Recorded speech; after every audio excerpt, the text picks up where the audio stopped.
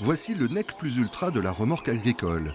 Benne, plateau et pendeur, celles qui sont présentées sur le salon. Elles sont fabriquées dans 7 ateliers. Henri Corne s'installe en 1933, il est charron et maréchal ferrant. Dans les années 50, il se lance dans la benne métallique. Coup du sort, son fils qui lui succède décède en 1989 et c'est Marie-France, sa veuve, qui prend les choses en main.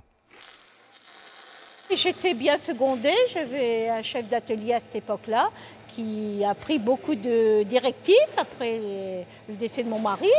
Et puis les fournisseurs nous ont bien aidés. Puis nos clients fidèles ont continué à nous faire confiance.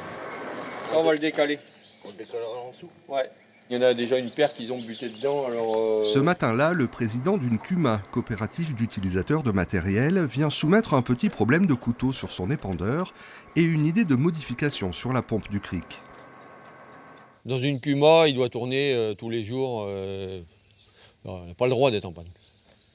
Donc, plus c'est prêt, mieux c'est. Plus c'est prêt, mieux c'est. Puis moins il est en panne, mieux c'est aussi. Sébastien s'occupera de régler tout ça. Il travaille ici depuis 21 ans. Et qu'est-ce qui fait que ça marche chez vous? On aime ça, quoi. Voilà. Ouais.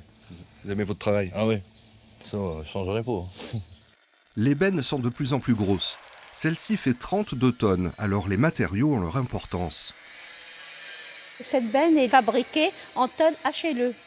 Donc c'est une tôle à haute élasticité, moins importante en poids, tout en étant aussi résistante. Ce qui nous permet de réduire de 500 kg le poids vide de la caisse. Aujourd'hui, Corne emploie une vingtaine de salariés qui fabriquent environ 50 machines par an. La renommée ne suffit pas. Se montrer dans les salons comme terre en fête, c'est aussi une bonne manière de préparer l'avenir.